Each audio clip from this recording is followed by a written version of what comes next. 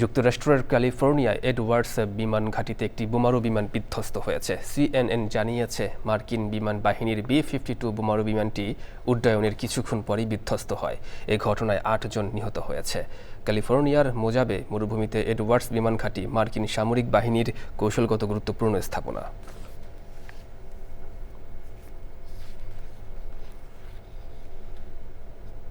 এবার কৃষি সংবাদ।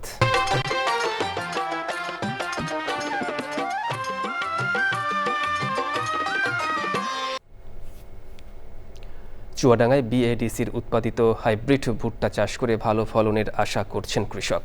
শীত ও গ্রীষ্ম দুই মৌসুমেই ভালো ফলন, খরা ও ঝড় সহনশীলতা এবং বেশি দানা পাওয়া এ জাতের ভুট্টা চাষে আগ্রহ বাড়ছে তাদের।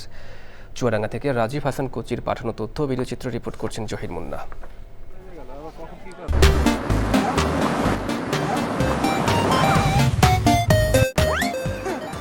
চুয়াডাঙ্গার দামুড়হুদা উপজেলার দলিয়ারপুর গ্রাম।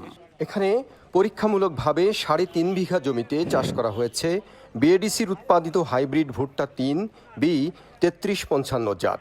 এই জাতের ভুট্টা চাষ করে ভালো ফলনের আশা করছেন কৃষক। যা গাছ মাঠে হয়েছে, এখনো কাটাকাটি শুরু হয়নি, কিন্তু আজকে কাটে টেস্ট করবে। ফলনটা আশা করছি গাছ বা মুসা দিকে ভালো হবে।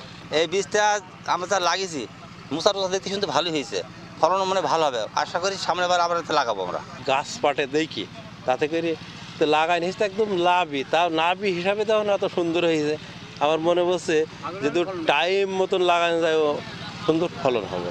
বিএডিসি কর্তৃপক্ষ বলছেন পরীক্ষামূলক চাষে সন্তোষজনক ফলন পাওয়ার পরই কৃষকদের মাঝে এ জাতের বীজ সরবরাহ করা হয়েছে।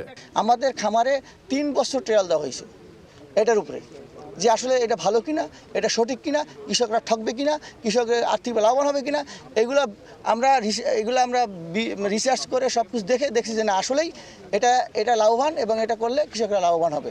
এই ভুট্টার চাষ সম্প্রসারণ হলে দেশে ভুট্টা উৎপাদন আরও বাড়বে বলে আশা সংশ্লিষ্টদের। Zahir Munna, channel I.